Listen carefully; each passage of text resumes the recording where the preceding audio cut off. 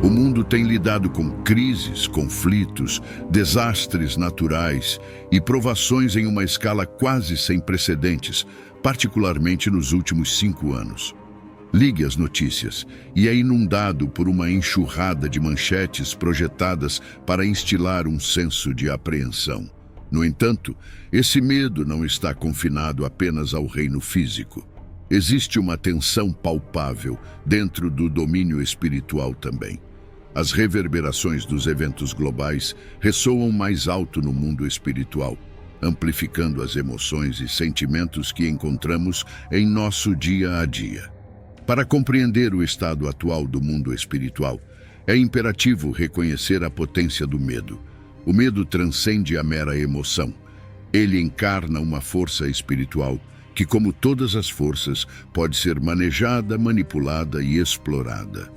No reino espiritual, o medo assume o disfarce de uma ferramenta, uma arma no arsenal do inimigo, empregada para aprisionar almas, sufocar a fé e distorcer a percepção. O medo se destaca como uma tática preferida de Satanás, implantada com frequência crescente em meio aos desafios atuais do mundo. De fato, existem cristãos entre nós cujas vidas estão sendo devastadas pelo medo, indivíduos sitiados e quebrados sob seu peso. Eles suportam uma pesadez prevalecente, uma atmosfera opressiva que permeia sua existência. No entanto, esse dilema não é exclusivo dos cristãos. Até mesmo os não crentes se encontram presos pelo medo. Tais ocorrências não são coincidências, são sintomáticas de um mundo impregnado de medo. Alguns entre nós lutam para encontrar consolo no sono, atormentados por pesadelos recorrentes nascidos da influência do medo.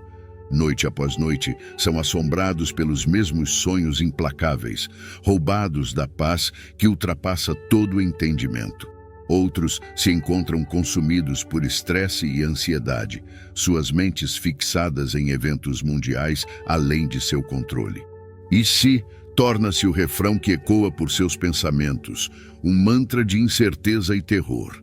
Em 2 Timóteo 1, verso 7, o apóstolo Paulo nos lembra: pois Deus não nos deu espírito de medo, mas de poder, de amor e de mente sã.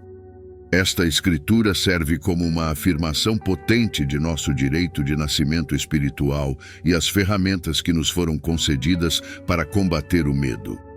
É crucial reconhecer que o medo não emana de Deus. Ao contrário, é uma arma empunhada por Satanás. Como se nos últimos dias ele tivesse desencadeado um torrente de medo sobre o mundo. É evidente que tal é o estado de coisas no mundo espiritual. O medo, em medida cada vez maior, permeia nossa realidade.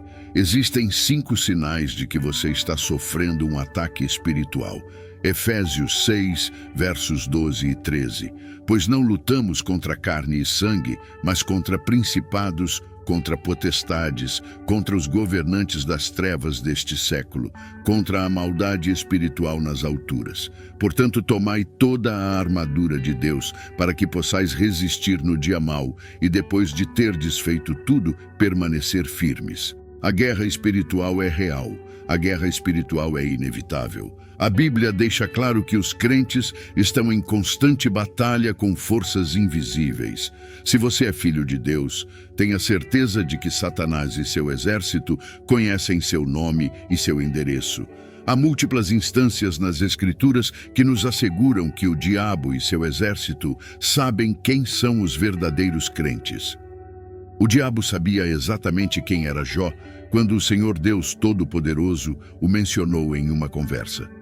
O espírito maligno disse aos 7 filhos de Seva: conheço Jesus e sei quem é Paulo, mas quem são vocês? Há uma batalha real, uma verdadeira batalha espiritual entre as forças do bem e do mal.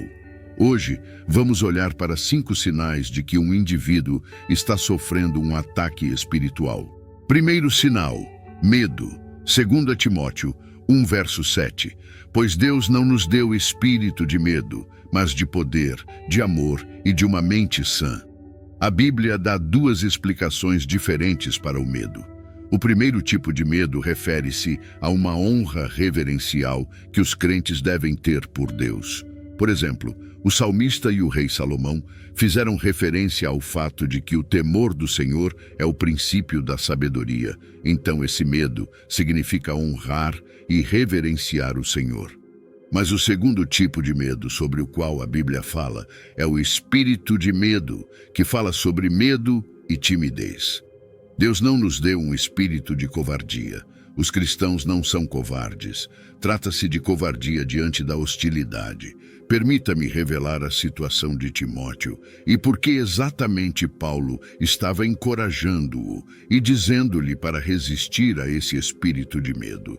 Timóteo estava lidando com o medo do desconhecido. Ele estava lidando com o medo do futuro que não incluía a orientação e liderança de seu pai na fé, Paulo.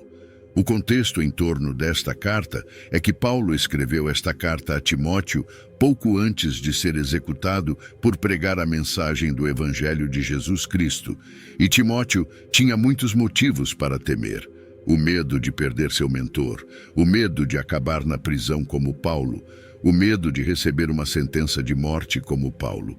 Timóteo sentia que tinha muito a temer. Paulo escreve a Timóteo falando a verdade, dizendo-lhe que o medo que ele está experimentando não é de Deus, portanto deve ser resistido. O espírito de medo não é do Senhor, portanto deve ser resistido, deve ser tratado como um inimigo. Infelizmente, há muitos cristãos que estão lidando com este espírito de medo, como Timóteo, lidando com o medo do amanhã, lidando com o medo do desconhecido, lidando com o medo da incerteza, e eles são incapazes de dar um único passo à frente, incapazes de dormir à noite, sob estresse e pressão por causa do espírito de medo. Como posso lidar com esse medo em minha vida? Primeiramente, entender o que Deus deu é o primeiro passo. Deus te deu o Espírito Santo, e ele é o Espírito de poder, de amor e de mente sã. Se você de fato está cheio do Espírito Santo, você experimentará poder. O Espírito Santo encorajará os crentes a permanecer firmes. Quando você foi salvo, Deus não te deu um espírito de medo, timidez e covardia. Deus não colocou o Espírito Santo em sua vida para que você possa se isolar num canto e viver uma vida macia, fofa, segura e protegida. Não, o Espírito Santo de Deus é o Espírito de poder. Com o Espírito Santo, você é capaz de enfrentar os desafios da vida. Deus não nos protege de todos os desafios e situações da vida. Em vez disso, Deus nos equipa para enfrentar e superar esses desafios. O Espírito Santo te dará força para permanecer quando você não puder. O Espírito Santo te dará força para enfrentar os desafios da vida. Sem o Espírito Santo, você está vivendo sozinho. Eu agradeço ao Senhor Jesus Cristo por morrer por mim, mas também agradeço ao Espírito Santo por viver comigo. Ele é o Consolador. João 14, versos 15 ao 18. Se me amais, guardai os meus mandamentos, e eu rogarei ao Pai, e ele vos dará outro Consolador, para que fique convosco para sempre. O Espírito da verdade, que o mundo não pode receber, porque não o vê, nem o conhece. Mas vós o conheceis, porque habita convosco, e estará em vós. Não vos deixarei órfãos, virei a vós. Jesus referiu-se ao Espírito Santo como o Consolador. Segundo sinal, tentação. Podemos aprender com a maneira como Satanás atacou Jesus com uma série de tentações no deserto após Jesus concluir sua oração e jejum. O diabo sabia que Jesus estava com fome, então o confrontou com a tentação de transformar as pedras em pão. Quando Jesus superou isso, o diabo o tentou pela segunda vez, pedindo-lhe para pular de um penhasco e confiar que Deus enviaria anjos para pegá-lo. Na terceira vez, Satanás tentou Jesus com as riquezas deste mundo, e Jesus o repreendeu. Porque vivemos em um mundo caído, naturalmente haverá tentações, simplesmente porque vivemos em um mundo caído. No entanto, a Escritura nos revela múltiplas instâncias em que Satanás tenta diretamente as pessoas na terra. Não há lugar na Bíblia que afirme que Satanás e seu exército cessaram sua operação de tentar as pessoas. Eu acredito que existem dois tipos de tentações. Uma, a tentação de viver em um mundo caído. 2. A tentação que vem de um espírito maligno. Tanto Eva quanto Jesus experimentaram essa tentação. Uma lição importante dessa história é que Satanás é incansável. Ele nunca se cansará de tentar as pessoas a pecar. A tentação de Jesus no deserto não foi a última que o diabo lhe apresentou.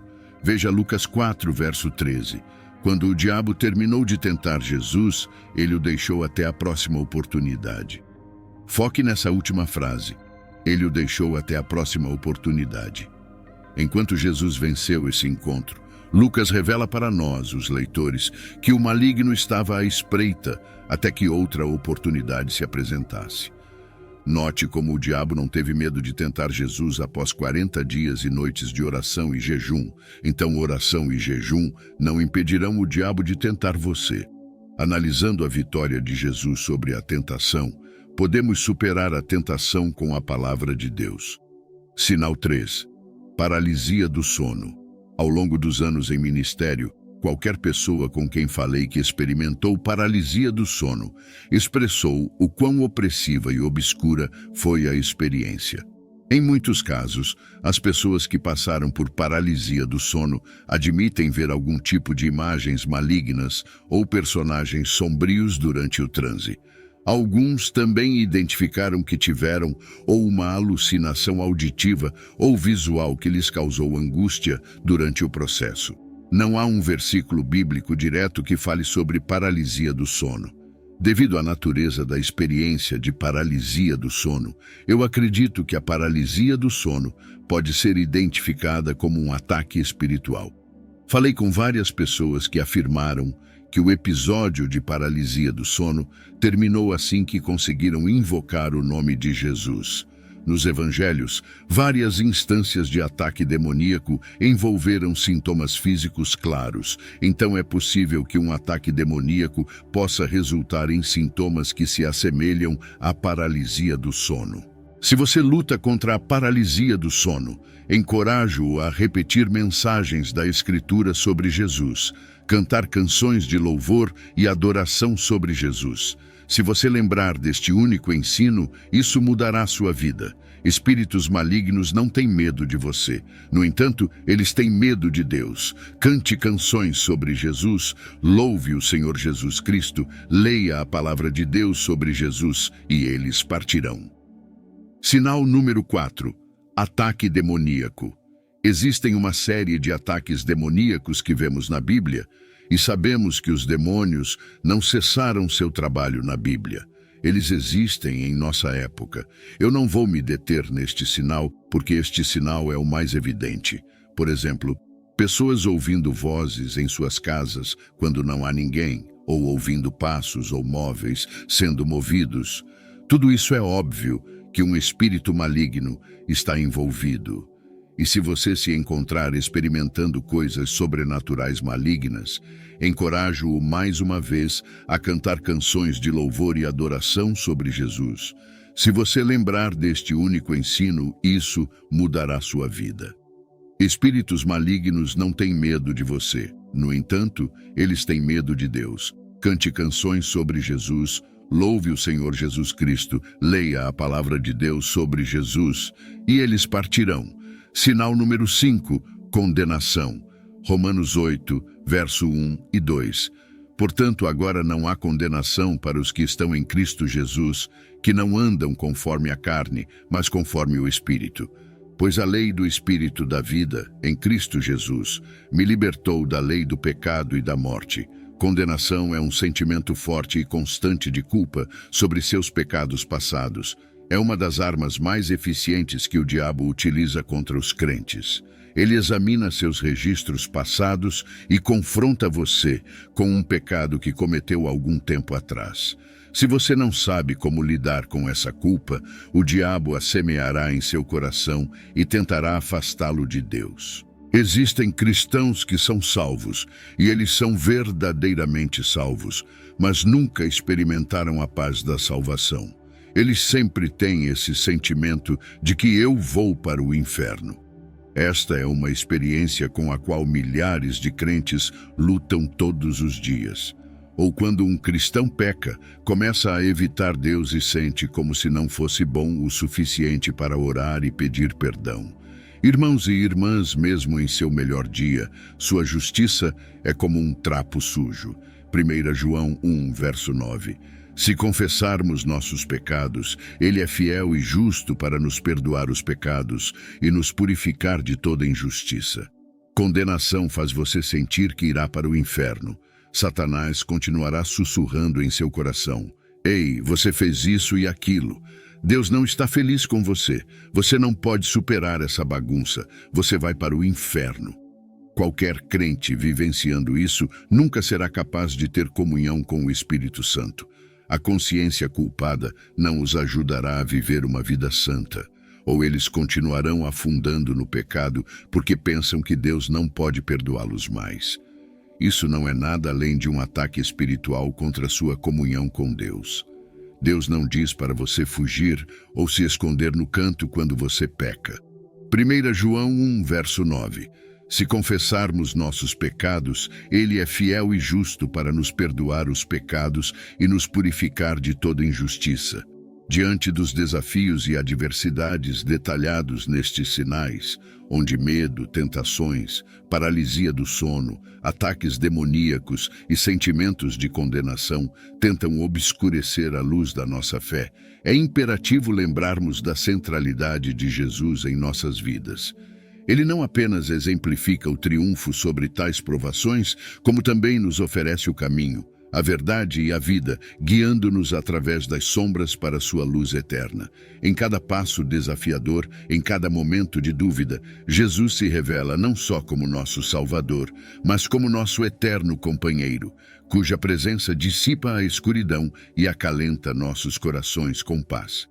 Nesta jornada não estamos sozinhos. A promessa do Espírito Santo, o Consolador, assegura-nos que temos uma força que nos capacita, um amor que nos envolve e uma mente sã para discernir e escolher o caminho da retidão.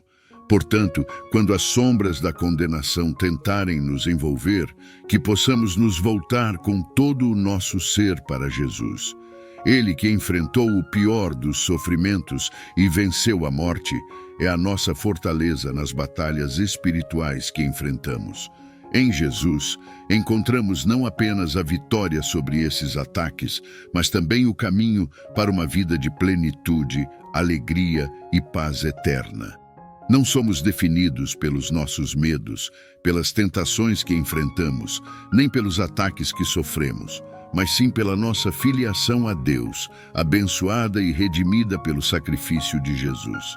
E hoje, se você está cansado de viver uma vida sem Cristo, quero lhe fazer um amoroso convite. Inicie uma nova vida, apenas com uma pequena atitude, que pode transformar sua vida para todo o sempre. Comente aqui embaixo: eu te aceito, Senhor Jesus, como meu único e suficiente Senhor e Salvador da minha vida. Até a próxima.